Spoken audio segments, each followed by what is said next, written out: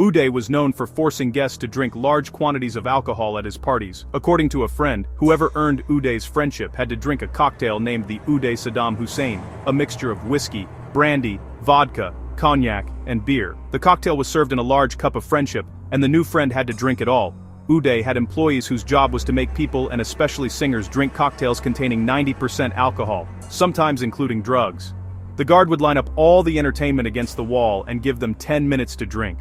Those who did not drink despite the threats were punished in 3 ways: having their hair and eyebrows shaven off, being beaten enough to stand up without touching their faces, and being subjected to a foot whipping before being forced to walk. Often the tortures were done in front of Uday in person.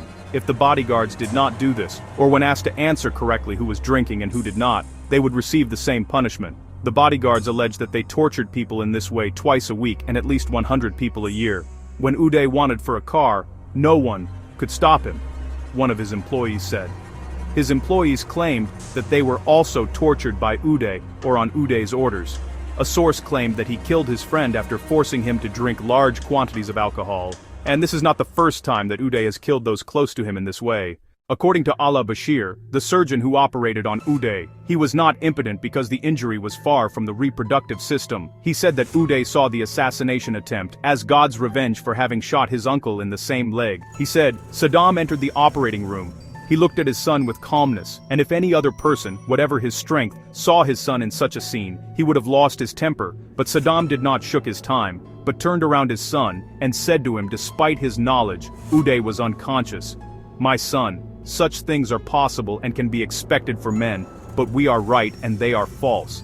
Then he kissed him on his forehead, and left. Then he met his son Qusay, and said to him, My son, these things happen to the men, except for a bullet or a wound with a knife. These are normal matters, but you must prepare yourself for the worst day. Then he went out. About Uday's personality, Allah Bashir said, Uday was scary because he was unbalanced and did not care about anyone. He often attacked the leadership, and no one stood up to him, so I avoided him and did not come close to him. Uday used to hate me a lot, and tried to offend me, and caused me a lot of problems, but his father's interest in me was a deterrent in front of him.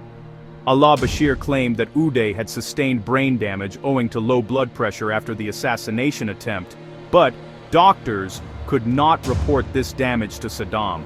Again, according to Bashir, on the day of the incident, Ali al-Sahar, the brother of singer Kadim al-Sahar, was with Uday, and the attempt was made on Uday's life when Ali got out of the car to give Uday's phone number to some girls that Uday liked. Ali immediately took Uday to the hospital. Qusay told his father that the incident happened when Uday went to buy food to break his fasting, but Saddam said to Ali, I know you were going to pick up girls there. Earlier, it was claimed that Uday was jealous of singer Kadim al-Sahar because of his fame in Iraq, and Kadim had to leave Iraq because of his threats. Abbas al-Janabi said, The interesting point here is that the person who saved Uday's life by driving him to the hospital, the singer Ali Sahir, received a death threat from Saddam personally in front of others. I was waiting outside the hospital with Qusay when Saddam arrived in a helicopter. He asked for Ali Sahir, who was brought to him.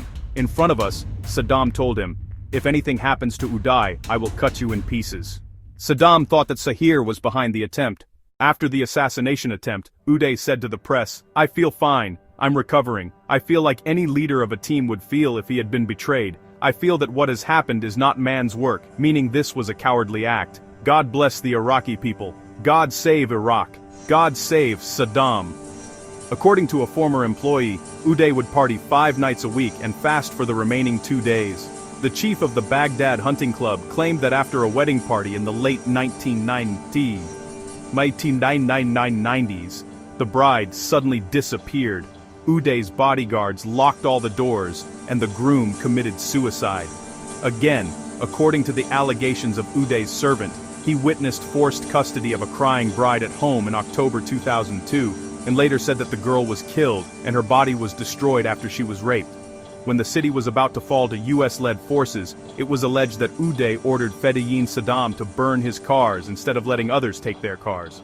Former business manager Adib Shaban said that Uday burned the hips of many women with whom he had sex with a horseshoe, creating a U-shaped scar. Allah Bashir, the doctor of the Saddam family, claimed that he was treating women who were in the same condition and who had been burned with a lit cigarette by Uday. In his memoir, I Was Saddam's Son, Uday's alleged body double Latif Yahia said that he witnessed rapes, killings and torture by Uday Hussein. Yahia claimed that in 1987, he was forced to be Uday's body double, even going through plastic surgery to resemble him more. According to Yahia, Uday raped a little Palestinian girl who was selling flowers in the Al Rashid Hotel, and later raped and murdered a little deaf girl in Nineveh. Uday also ordered the kidnapping of Ilham Ali al-Azami, Miss Iraq, after she had rejected him. Uday and his bodyguards subsequently held her captive and raped her for weeks and started the rumor that she was a prostitute, causing her to be killed by her father. When the father confronted Uday, the latter spoke disparagingly about the girl, causing the father to lose control to the point of first verbally accosting and ultimately physically assailing Uday. This prompted Uday to order Latif to shoot the father. Rather than acquiesce, Latif instead refused and attempted to commit suicide. Ultimately, the father was murdered by one of Uday's bodyguards. On another occasion, Uday attacked a newlywed couple and raped the bride in the Al Medina Hotel. She then committed suicide by throwing herself off the balcony. On the night of 21st July 2003, Nawaf al-Zaidan, who had been sheltering Uday, Qusay, Mustafa and their bodyguard Abdul Samad in his mansion in the Fala neighborhood of northeastern Mosul, left the villa and went to a nearby 101st Airborne base to turn in the two sons, owing to the combined $30 million reward. He was nervous, I could tell, more nervous than anybody else I've seen dealing with it. Yet he had confidence in what he said, more than most of the other people. The 23-year-old American military intelligence sergeant who interviewed al-Zaidan told 60 Minutes that he had exact locations. He also could tell very good descriptions on Qusay and Uday as well, their habits. He told me what exactly they looked like. Al-Zaidan then passed a lie detector test, which was interpreted as a definitive validation of his story. On the morning of 22 July 2003, JSOC Task Force 20, aided by troops of the United States Army 101st Airborne Division, surrounded Uday, Qusay, and Qusay's 14-year-old son Mustafa during a raid on a home in the northern Iraqi city of Mosul.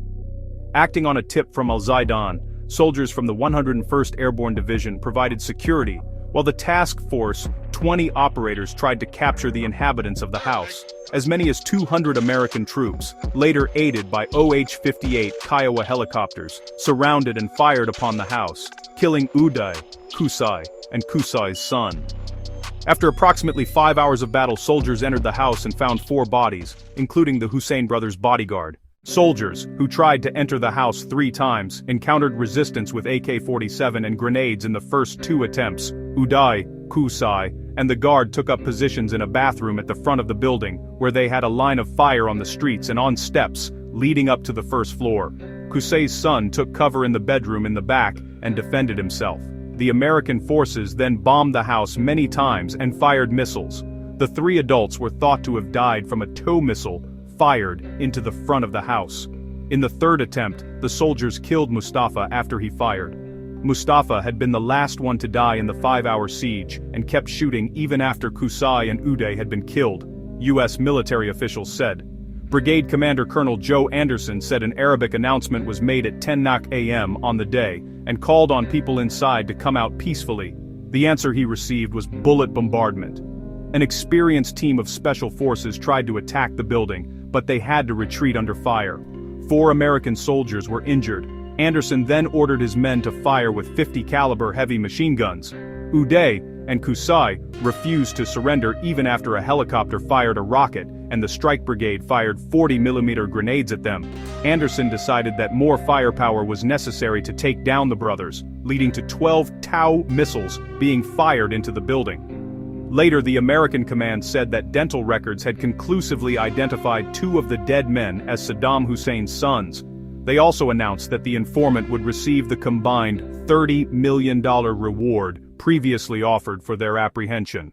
On the morning of 22 July 2003, JSOC Task Force 20, aided by troops of the United States Army 101st Airborne Division, surrounded Uday, Qusay, and Qusay's 14-year-old son Mustafa during a raid on a home in the northern Iraqi city of Mosul.